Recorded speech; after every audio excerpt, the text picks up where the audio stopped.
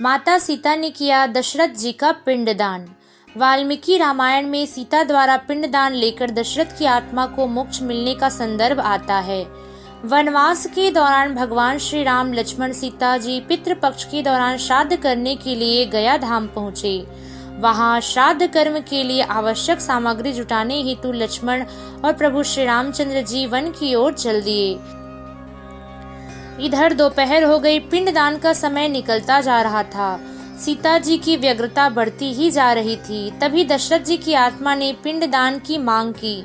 गया जी के आगे फाल्गु नदी पर माता सीता अकेली ही असमंजस में पड़ गई। उन्होंने फाल्गु नदी के साथ वट वृक्ष, केतकी फूल और गाय को साक्षी मानकर बालू का पिंड बनाकर स्वर्गीय राजा दशरथ के निमित्त पिंडदान कर दिया। थोड़ी देर में भगवान राम और लक्ष्मण लौटे तो उन्होंने पिंडदान का समय निकल जाने के कारण स्वयं पिंडदान कर दिया, इस बात को बताया। बिना सामग्री के पिंडदान कैसे हो सकता है? इसके लिए राम जी ने सीता माता से प्रमाण मांगा।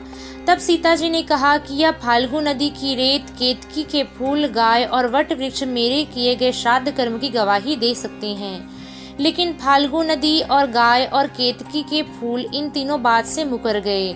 सिर्फ वट वृक्ष ने सही बात कही। तब सीता जी ने दशरथ जी का ध्यान करके उन्हीं से गवाही देने की प्रार्थना की। दशरथ जी ने सीता जी से प्रार्थना स्वीकार कर ली और कहा कि हे राम, सीता ने मुझे पिंडदान किया है और मैंने उसे स्वीकार कर लिया है। इस पर राम जी आश्वस्त हुए, लेकिन तीनों गवाही द्वारा झूठ बोलने के कारण माता सीता ने क्रोधवश आकर उन्हें श्राप दिया। फाल्गु नदी से कहा कि जा तू सिर्फ नाम की नदी रहेगी, तुझमें पानी नहीं रहेगा। इस कारण फाल्गु नदी में आज भी गया में सूखी ही रहती है। गाय को श्राप दिया कि तू पूज्य होकर भी लोगों का जूठन खाएगी, और केतकी के फूल को श्राप दिया कि तू पुष्प होकर भी भगवान के पूजा पाठ में नहीं चढ़ाई जाएगी। वट वृक्ष को माता सीता ने आशीर्वाद दिया कि उसे लंबी आयु प्राप्त होगी, वह दूसरे को छाया प्रदान करेगा तथा पतिव्रता स्त्री तेरा स्मरण करके अपने पति की दीर्घायु की कामना करेगी।